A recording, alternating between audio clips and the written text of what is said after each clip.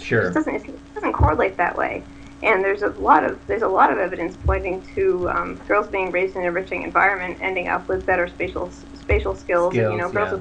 girls who play video games tend to have better spatial skills than girls who don't, and they think maybe that's like attributed to some of the gap for men and women. Yeah, And that's right. Even if and the, that's what I think the about other, it and too. another thing is, sorry, and Yeah, I'm that's sorry fine. Go ahead. for interrupting, but Go ahead. you kind of got me on a rant here. Yeah, go Think rant. That's fine. about conferences and such. I mean, for me, being around a whole lot of guys is normal. I mean, I went to engineering school, Yeah. so and for the most of my life, I've found it easy. I've tended to be around men more and been more comfortable in those kind of environments because I think that I don't know if it's how much of it is social, how much is biological, but a lot of say more typical women tend to seem like, at least to me, seem kind of incomprehensible. So I think I can kind of understand where the guys are coming from on that because I don't know what they mean either.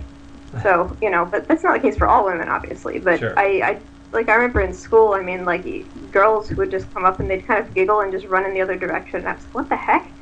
So Mm. but I still think even girls like who are that kind of personality could get into science though. It's just a matter of making it. I mean, I think people need to do more than say, well, let's just make it pink, or let's make a Barbie fashion program, and all the girls will want to use the computer. I think that's an insult. I think that insults a lot of girls' intelligence too. Sure. Sure. I think it needs to become more just kind of assumed at an early age that both girls and boys can benefit from exposure to science curriculum, etc. So, but yeah, I do Right. think it's getting better. I think things are definitely looking up and not down. So I'm Okay. enthusiastic. Great. All right. Well, I think that's about it on my question list for tonight, and I haven't seen any viewer questions here in the last couple of minutes. So, Okay. Well, I hope and I didn't disappoint anybody with my non-exciting. I do spreadsheets and oh, write a blog, so I'm not. oh no, what you do is much appreciated by everyone, I'm sure, tuning in tonight, and from the Immortality Institute membership, people who are familiar. Yeah, someone tuning in said, "Hey, you do a great job, and we're all should be very thankful for your volunteer efforts with Methuselah Foundation, and also for keeping such a good blog going on all of many of the controversial topics that are out there nowadays." So yeah, not in the least is it boring. I've had a very wonderful time talking with you Thank you. I tonight. appreciate it. Is there any one last thing that you wanted to plug or promote a book or a blog or a conference or anything that you might be involved with? I would just the only thing I would suggest people to do is maybe go to the Methuselah Foundation site and try to and link to some of the scientific and biological explanations of what's going on. I think in understanding the science and learning to, being able to read scientific literature effectively is really important, and for pretty much anybody who's interested in this sort of thing. So I would Sure. just highly recommend making sure you keep up with the technical stuff. Right. So that's Okay. and also donate if you want or buy Yes. volunteering. Donate. That's right. There's a lot of things that you could do for the Methuselah Foundation, even if you're not a scientist or Correct. Yeah, like a that's the bioengineer. If you're not a bioengineer, hey, that's all right. There's a lot of things you could be doing to yeah. help out. Right. From maintaining spreadsheets to donating dirt samples, Yep. it all helps out. So, Ann Corwin, thank you very much for appearing on the show tonight, and have a good evening.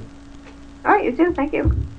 All right, there you go, Miss Ann Corwin, Immortality Institute member and blogger and Methuselah Foundation volunteer. Wonderful discussions there about many topics that involve the Immortality Institute, obviously, but also many futurist topics, a lot of technology issues and genetic issues. So, thank you very much again, Anne, for joining us.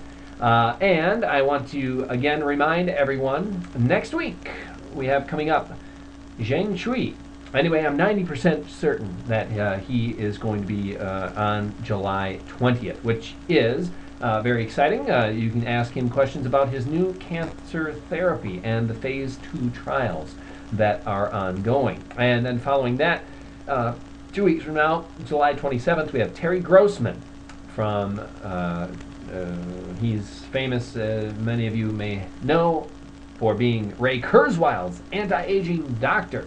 So for all you supplement people out there and caloric restrictors. He, I'm sure, will have a lot of great information for you. I want to thank everyone for tuning in and for asking questions tonight. Be sure to tune in again next Sunday at the same time, 5 p.m. Central Time, 4 p.m. Eastern. I guess that would be, 6 p.m. Eastern and 3 p.m. Pacific. So anyway, thanks for tuning in, and I'll see you again next week. This is the end of the program.